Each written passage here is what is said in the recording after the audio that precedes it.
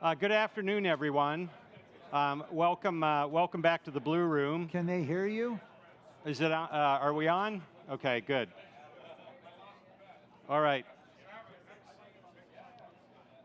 Good afternoon. Welcome back to the Blue Room. I'm Rich Karlgaard, publisher of Forbes, and it gives me great pleasure to have an onstage conversation with the great Mike Milken, legendary investor, philanthropist, founder of the Milken Institute, creator of the Milken Global Summit, which I once made the mistake of describing as Davos West, but you correctly said that they are Milken East. But you've heard Mike throughout the conference, and if you've ever attended the Global Summit, you've seen what a great moderator and on-stage interviewer Mike is. So we're going to switch it up, and I'm going to interview Mike about what's on his mind lately, and we're going to touch on the state of the American dream, because I think a lot of people are wondering whether the pillars that support the American dream are as strong as they need to be. But I'll lead into that with a question or an observation that you put out there many, many years ago. And we're kind of coming back to the importance of it. And you said the best investor is a social scientist. What do you mean by that?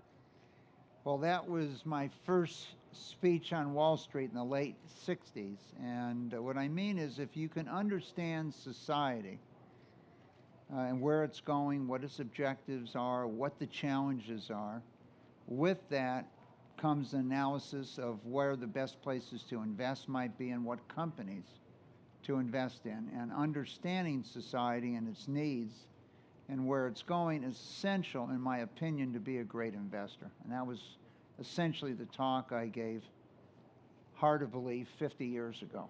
So, we once had Mark Mobius on a Forbes investor cruise, and Mobius is known for being a pioneer investing in emerging markets. And just taking one slice of social science, he said, if you boil my investing philosophy down to one idea, it's the average age of a country, because the people are coming into their prosperity, they're having children, and he liked Vietnam and Indonesia, and he's proven right once again. Well, I think it's important to understand, and to understand, once you could sequence a microbiome, once you could see what happens to a human being at a molecular level, what's going on by what you eat, what you drink, it's not hard to understand whether the company's products are companies of the past or products of the future. And before you could measure what was occurring, you could advertise, you could do a number of things, they could taste good. But if you were putting out a cereal where 50% of the product is sugar, and now you have data showing the more sugar that you eat, the shorter your life, very few mothers are going to want to buy that product or give that product to their young kids. And if you want to succeed, whether you're General Mills or Kellogg's, you're going to have to reformulate your product. And so sometimes it takes a long time. In the 1939 period, they put out a report saying smoking and health were linked. But in '86, Marlboro was still the most valuable brand in the world. And for a period in 1989, at that time, Philip Morris, now Altria, was the most valuable company in the world. But they had a product that was not good for you, and eventually society decided to treat that product differently. The drop in smoking here in the United States particularly has been offset partly by activities in expanding smoking in other parts of the emerging world. If you look at Mexico, they put a tax on junk food and soft drinks a couple years ago, and the response of the companies was to try to increase advertising to get the products and the market back. But long term, that strategy doesn't work. If you look at the environment, you understand that no matter whether you want coal to be a product used in power, long term it's not. Now today solar is cheaper than coal. So forget the environmental issues. It is not economical to use coal today versus solar or natural gas. And so if you're building a company that is perceived as benefiting society and where society is headquartered, you have the wind to your back. If you have a company or products or services that society views as not productive for society, you're going into the wind. And that's really the issue here. What are the needs to society? If you're going to go to China today, my guess is this country is on the verge of having the most serious medical problems of any country in the world. They have an aging society, a tremendous drop in the number of children that were born. Just last year alone, number of children dropped by probably 12% in 1 year. If you went to medical school in China 25 years ago, you never studied diabetes. And now you're going to have 110 million people with diabetes in China. You didn't even study it. So change in the food chain, change in what they're eating, change in physique. It would take hundreds of years or longer of evolution for them to adjust. So water pollution, not having confidence in the food chain, air pollution, aging society, 300 to 500% increase in hormone-driven cancers. If you can go to China today and deal with their health issues, from a societal standpoint, the government's going to be 100% behind you. So that's the message. What is the product? What's the services? What are the needs of that society? Well, coming back to our own society, one of the things that you're picking up, and I think a lot of intelligent commentators are picking up also, is the pillars that support the American dream need refurbishment, because all the measurements, I just sent you a poll that Real Clear Politics did and published the results of on Monday, and it shows that millennials are not believers in the American dream to the degree that previous generations were. A lot of headwinds that millennials have faced coming into the marketplace in 2008, 10 years of a pretty lackluster recovery. We all know that. But what was your motivation in starting the Center for the American Dream, and what do you think specifically needs to be shored up? So we are at this time interviewing 10,000 people, and we've had many of the world's leaders, including yourself, interviewed for what is the American dream? What do you think it is? But it isn't just the American dream. And these are a picture. Over the last 5 years, we purchased 4 buildings across from the White House and the Treasury into the foundations to be a permanent home for, quote, the American dream.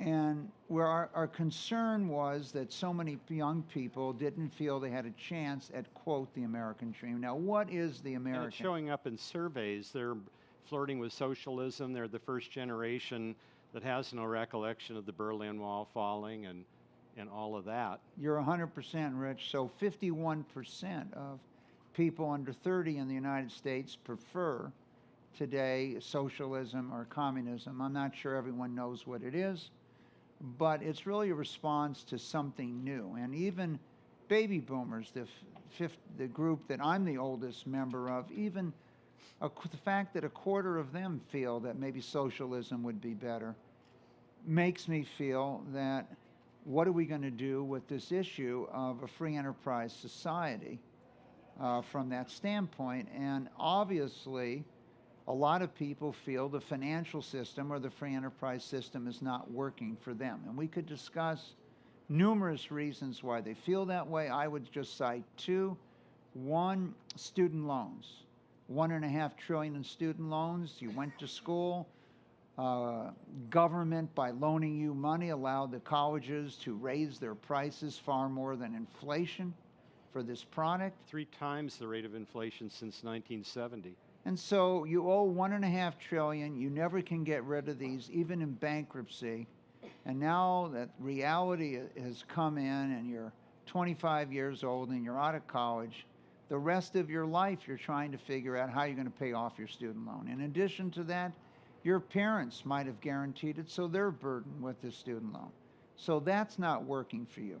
Number two, mortgages.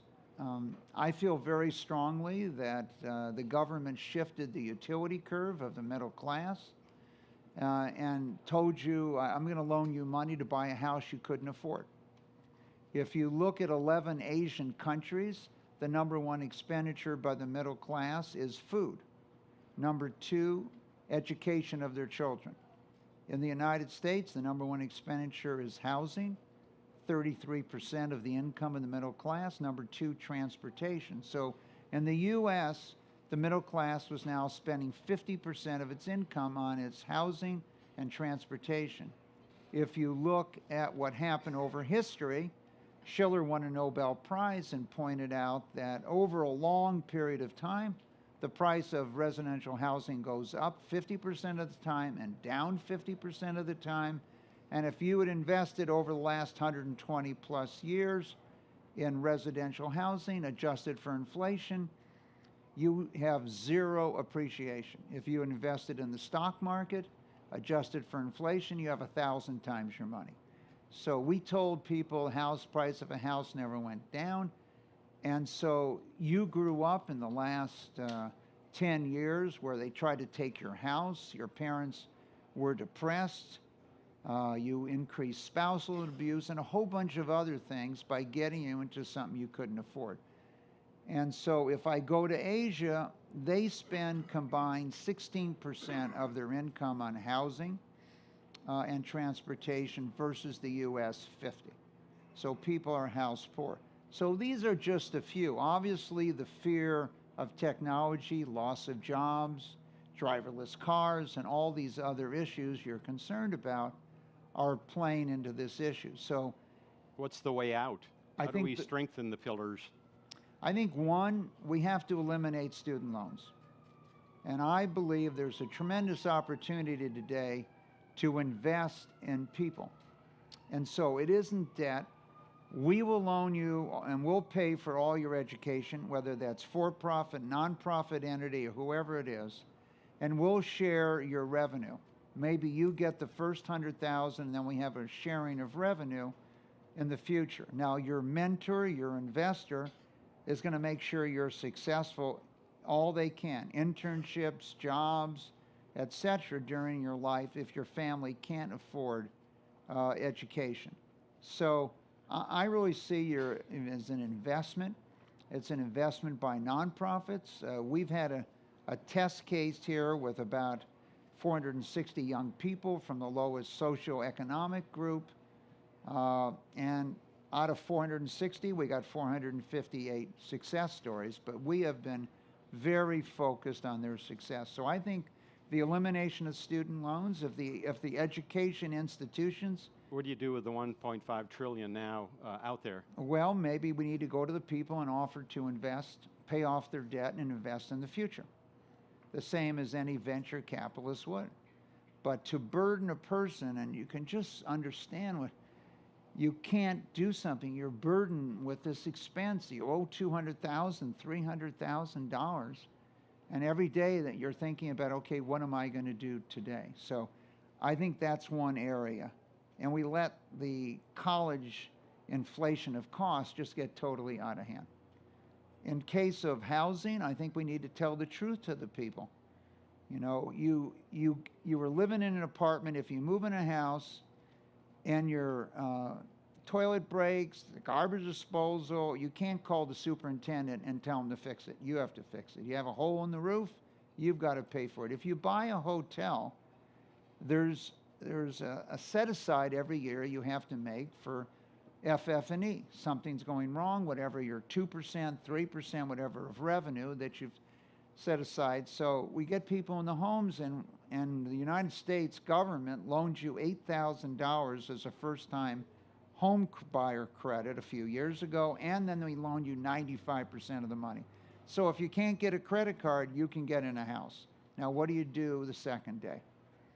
And so we have burden. A lot of the young people, you can see, have decided, I'm not commuting an hour and a half a day each way. I'm going to go live in a condo or apartment in the city where I work. So I just think those two.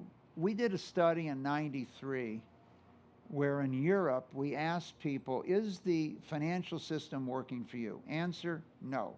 But we don't care, we don't expect it. United States, yes, it's working for me. Today, I think you're seeing that reaction. So we have to make sure everybody feels they have a chance at the American dream. Well, part of the American dream then, moving out of college, is the opportunity for entrepreneurship, and that means access to capital.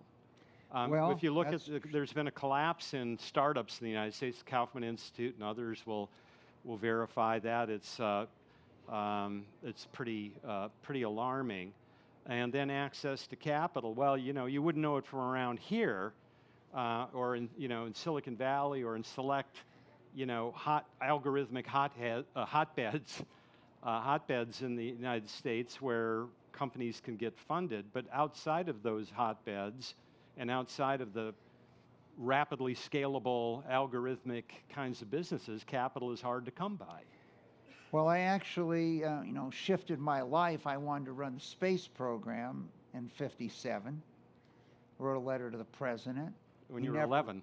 He never responded. I was a little disappointed. My qualifications, never missing a math or science problem, and fully absorbed comic books on space travel. Okay, so what can we say?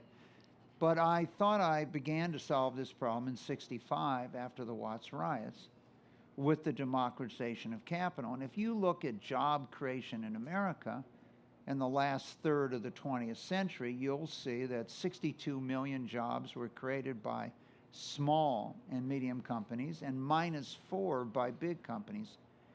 But the fact that it's available here more than any other place in the world doesn't mean people think that. And I think that's an issue that you're addressing. And this concept of the American dream, it really wasn't known as the American dream. It was the dream of a land. There was a book written in 1931, The Dream of a Land in Which Life Should Be Better and Richer and Fuller for Everyone, with opportunity for each according to ability and achievement. And my guess is today, if you could come to the United States and you could bring your money, etc., and you were let in, 1 billion people would move to the U.S. And the U.S., with 1 billion more people, would still have less density than India from that standpoint. But why are they coming here? In this recent study, you saw when you asked people, what is the dream? The number one answer was ability to live life the way you want, freedom. Freedom, whether it's freedom of religion, but that was the number one, that's the dream. You can see that the thing that scored the lowest in this study from young people was personal wealth. And I think we dramatically underestimate the social capital in the world, particularly in the United States. The freedom here in America that's so different than other countries. And since we're with a lot of entrepreneurs at the Montgomery conference here in March of 2019, I go back to 1988 or 89. I was in the Russian embassy in Washington, D.C. with Dr. Hammer from Occidental Petroleum, and the wall was coming down, and they brought the commissar in charge of business and industry. And they wanted to go into venture capital. So their first idea was water. They have all this water frozen in Siberia.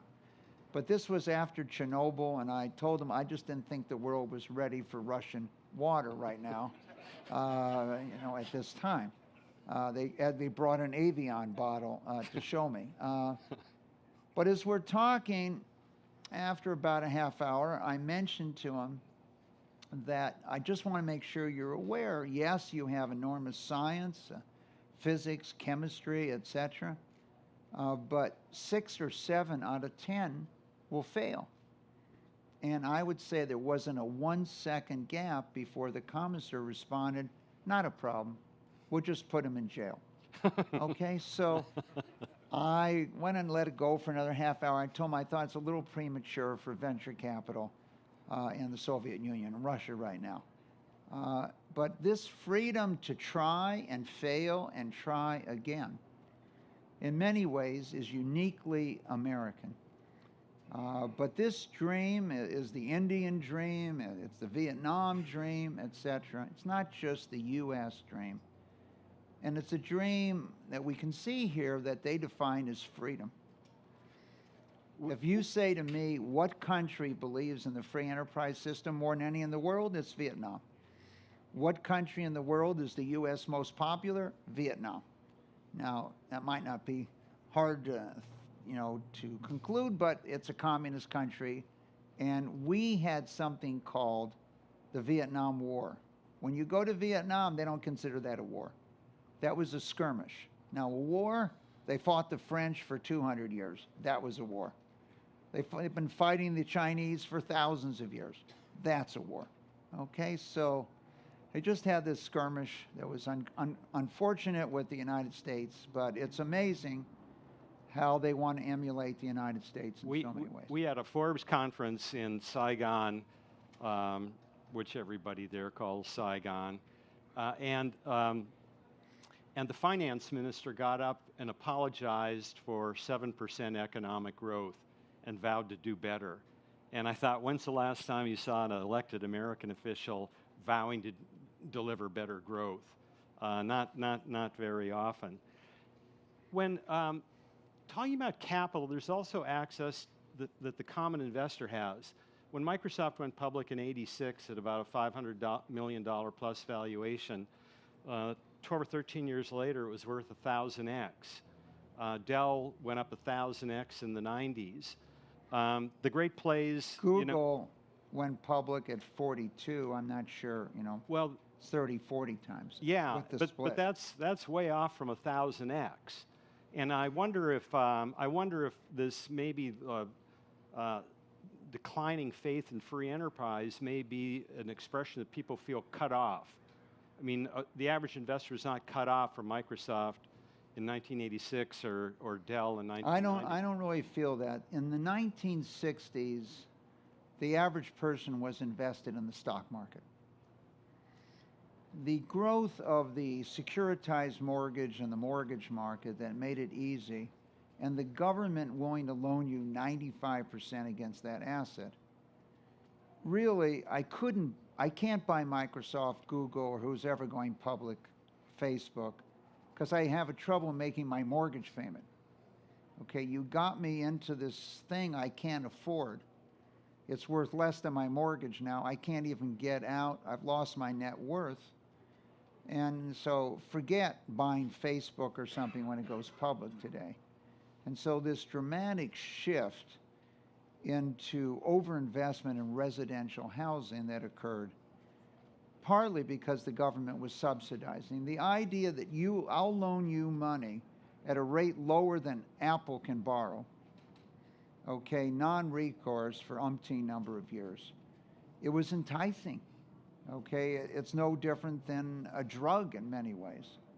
Okay, I got you into this and it was too late. So my point is we need to reallocate or adjust the utility curve of the middle class to things that can give them more opportunities. So I think if we look back at this period over 40 some odd years, most of all the financial problems that occurred in the 80s and the financial crisis can be all traced to residential housing or overinvestment in real estate. You separate that, you've eliminated most of the serious financial problems that occurred. And so we just need to provide some better education. The idea that someone can go on television and tell you the price of a house never went down. How many people are on television now telling you how you can buy a house and sell it and make a fortune? Whatever you're doing, this is what you should be doing today. Now, the fact is you might have a 10% transaction cost, So to buy a house for 500,000 in and out might cost you 50,000. To buy a $500,000 worth of a stock costs you $3 and takes you 1 second to sell. So I just think we need to educate the people, those that believed, if we put that list up, how many people today believe the American dream or the dream was to have your own house? I doubt that that's a dream of many 20 or 30-year-olds, because they now saw what a burden it was. And when you look at two of the countries that have been most successful in the world, their home ownership is awful low, Switzerland and Germany. The people there are substantially wealthier than the United States as you look at median net income, and they haven't tied up all their capital in residential housing. So that between my student loan and my mortgage, you could tell me all these great things, but I don't have any money. Yeah. I don't have any money to have tutoring for my child that I want to tutor my child. So I'm stuck, and I think we need to unstick them, but that's just one area. Well, I think we need to rekindle what our country stands for. We have time for just one last quick question. Winston Churchill said about America, they get things right. They always get things right after exhausting all the other possibilities. Backhanded compliment. Do you think that after exhausting all the idiot alternatives, we'll eventually wind up where we need to be? I don't really view that way. We are the most effective market in the world to finance in. Okay, if I'm a venture company or a small company in China, I got to come to the United States to finance. So yes, the Chinese government or the Japanese government can own U.S. government bonds, but those young growing companies primarily come here for financing. My feeling is that a lot of times the government changes the utility curve as it did here. I think that if you go around the world today, they believe this dream is alive, and the United States is the place to come. So, I mean, I travel the world extensively, and I don't care where you are on this planet, they'd like to be here if they could be here. And I'd love to run a 1 or 2 minute video if I could for the group, if we could, Rich, which I think, one, I'd like to show you. It runs about a minute or two. President Reagan's, if you haven't seen it, last speech in the White House that would be quite unique today as you think about it. And two, just 6 or 7 people that we've filmed in this project on what do you think the dream means to you. And you're filmed for 20 minutes, but these are 20-second excerpts, if we could just run those. A man wrote me and said, "You can go to live in France, but you cannot become a Frenchman. You can go to live in Germany or Turkey or Japan, but you cannot become a German, a Turk, or Japanese. But anyone from any corner of the earth can come to live in America and become an American. We lead the world because, unique among nations, we draw our people, our strength, from every country and every corner of the world. And by doing so, we continuously renew and enrich our nation. This quality is vital to our future as a nation. If we ever closed the door to new Americans, our leadership in the world would soon be lost." A number of years ago, an American student traveling in Europe took an East German ship across the Baltic Sea. One of the ship's crew members from East Germany, a man in his 60s, struck up a conversation with the American student. After a while, the student asked the man how he had learned such good English, and the man explained that he had once lived in America. He said that for over a year he'd worked as a farmer in Oklahoma and California, that he'd planted tomatoes and picked ripe melons. It was, the man said, the happiest time of his life. Well, the student, who'd seen the awful conditions behind the Iron Curtain, blurted out the question, "Well, why did you ever leave?" "I had to," he said. "The war ended." The man had been in America as a German prisoner of war. It is bold men and women yearning for freedom and opportunity who leave their homelands and come to a new country to start their lives over.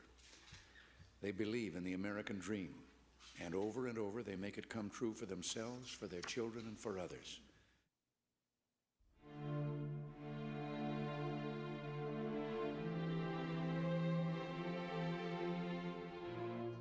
The American dream is about social upward mobility. It's about being able to do better than your parents and hoping that your children will do better than you did. It's about equality of opportunity, and it's about possibility. For me, as a kid who grew up on a small farm in the Shenandoah Valley, Virginia, that had no indoor plumbing, to end up as the director of the National Institutes of Health, just way outside any expectation or dream I might have had, but it happened because this country made that possible. I think the American dream is really two parts. One is for every individual to have access to opportunity. The American dream also is about the community that we are, the values that we make manifest amidst humanity, the leadership we provide, and how we as a country yearn to ever increasingly be a light unto other nations. My father immigrated in the 80s during the Lebanese Civil War, and my mother immigrated in the 90s after marrying my dad. But to the both of them, education was a really important aspect of my well-being and growing up and my own attainment. To me, I'm not only carrying my dreams on my shoulder, but the dreams of my parents and the dreams of all the people that weren't able to get to the place where I am today. The best people, the most talented people in the world want to come here. That is an incredible asset that this country has almost uniquely in the world. We are not just a country of immigrants, we're a country of entrepreneurs. And we have, over the last 50 or 100 years, dominated the economic world. And I don't see that changing. Whatever people say about China this or India that, I see the innovation and entrepreneurship in this country dwarfs any other part of the world. America is still the land of opportunity. When somebody comes here with a new idea, with something new, people will accept it. America is open to people who actually challenge the status quo, who actually want to disrupt regular businesses more than in any other place in the world. The best ideas and the best performing people win, regardless your gender, regardless your race, regardless where you came from and who you know. When a country believes in its people and provides a platform or foundation for people to think, to dream, to grow, to practice, to fail, that's what we do. We can all fly, and America's job is to give us wings.